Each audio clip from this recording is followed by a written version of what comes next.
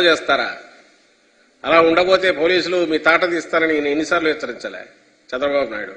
రేపు వస్తాం మీని తర్జని చూపిస్తా ఎన్నిసార్లు బెదిరించలే. వాళ్ళు అదే ఆడలేక మధ్యలో కూడా అందుకే వాళ్ళు ఈ మైక్ సిస్టమ్ సరిగా పెట్టుకోలేక, ఒక చిన్న మీటింగ్ ఆర్గనైజ్ చేసుకోలేక, అది తీసుకొచ్చేసి ఎవరి మీద నింద మోపడం అనేది ఎంత ఇదో అది తప్పించుకోవడానికి ఈరోజు ఎందుకంటే ఆయన తిట్టింటాడు పిఎం ఇది పరువు పోయే పని అని, బహుశా తిట్టాడేమో, దానికోసం ఇవన్నీ కవర్ చేసుకోవడానికి ఇచ్చుకుంటున్నట్టున్నారు.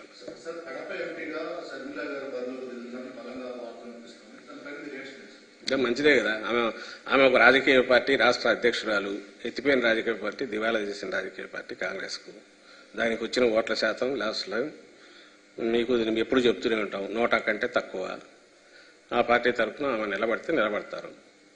ఆమె ఎప్పుడైతే రాజకీయ ప్రస్థానంలో ఓ పార్టీ ఇంకొకటి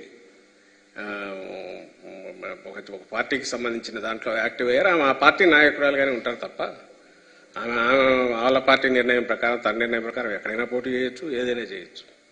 దేనికైనా ఇటువైపు నుంచి ఇది ఒక రాజకీయ పార్టీ, ఈ పార్టీకి స్ట్రక్చర్ ఒకటి ఉంది. దీనికి మా అధ్యక్షుడు జగన్మోహన్ రెడ్డి గారు, అలాగే ఈ పార్టీ ప్రజలకు ఇచ్చిన హామీలు నిలబెట్టుకోవడంతో పాటు వాళ్ళ హోప్స్ తీర్చడంతో పాటు 5 ఏళ్లు పరిపాలన కూడా చేసిన పార్టీ. దీని విధానాలు దీనికి ఉంటాయి. సహజంగానే ఎలక్షన్లు వచ్చినప్పుడు పోటీల్లో దిగుతుంటారు, వస్తుంటారు, మేము ఫేస్ చేస్తుంటాం. ఆఖరికి ప్రజలు ఏం డిసైడ్ చేస్తారనేది ప్రజాస్వామ్యంలో అల్టిమేట్ అక్కడ తేలుతుంది, బ్యాలెట్ బాక్స్లో తేలుతుంది.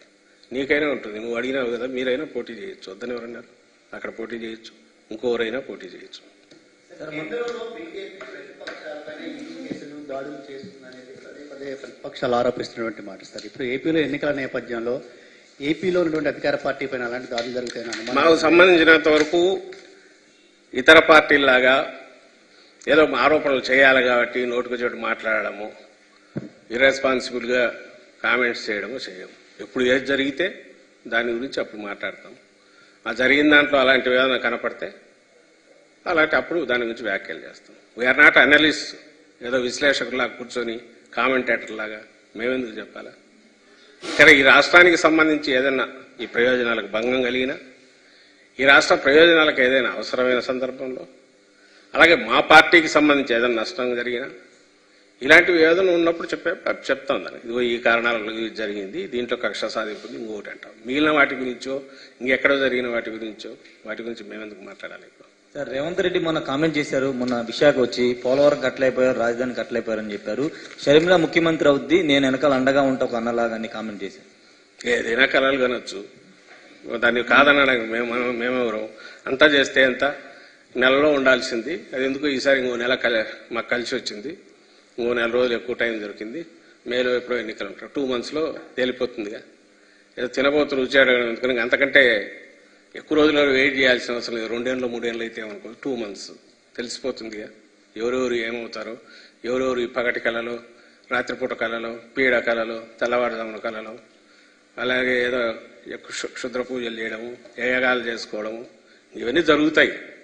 వాటిలో నుంచి వాళ్ళు భ్రమల్లో ఉండే వాళ్ళు ఉండొచ్చు, లేదా జగన్మోహన్ రెడ్డి గారి మీద ఉండే కోపంతో రకరకాల విన్యాసాలు చేసేవాళ్ళు ఉండొచ్చు. అన్నిటికీ ఒకటే ఫైనల్ వచ్చి మన May 13th polling, June 4th results అన్నారు కదా, ఆ రోజు క్లోజ్ అయిపోతుంది. మళ్ళీ 5 ఏళ్ల పాటు తీర్పు వస్తుంది.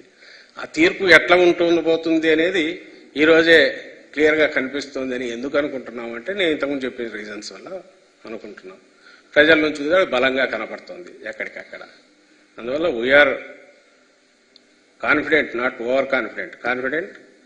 లాస్ట్ టైం కంటే ఎక్కువ 170 టార్గెట్గా మేము పెట్టుకున్న దగ్గరికి రీచ్ అయ్యడానికి కావాల్సిన పరిస్థితి పూర్తిగా ఇక్కడ ఉంది.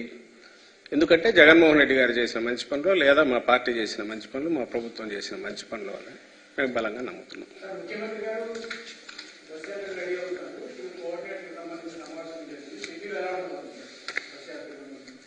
టెంటేటివ్లీ 27th అనుకుంటున్నాము. ఇప్పుడు మళ్ళీ అదనంగా టైం ఉంది కాబట్టి, ఇప్పుడు మామూలుగా అయితే ఫస్ట్ ఫేజ్ అయితే ఉండేది కాదు. అందువల్ల అక్కడి నుంచి నామినేషన్ల వరకు టెంటేటివ్లీ, నామినేషన్ల తర్వాత 1-2 రోజుల వరకు పూర్తిగా ఇక్కడ నుంచి ఇంకా ప్రజల్లో ఉండడం, బస్సు యాత్ర పెట్టుకొని ఉండడం, ప్రజల్లోనే మమేకం కావడం, ప్రజల్లోనే ఉండాలని నిర్ణయానికి వచ్చాం. అక్కడ ఎట్లెట్లుంటుంది దాని స్వరూపం, ఆ కార్యక్రమాలు, వాటికి సభలు వాటి గురించి అనేది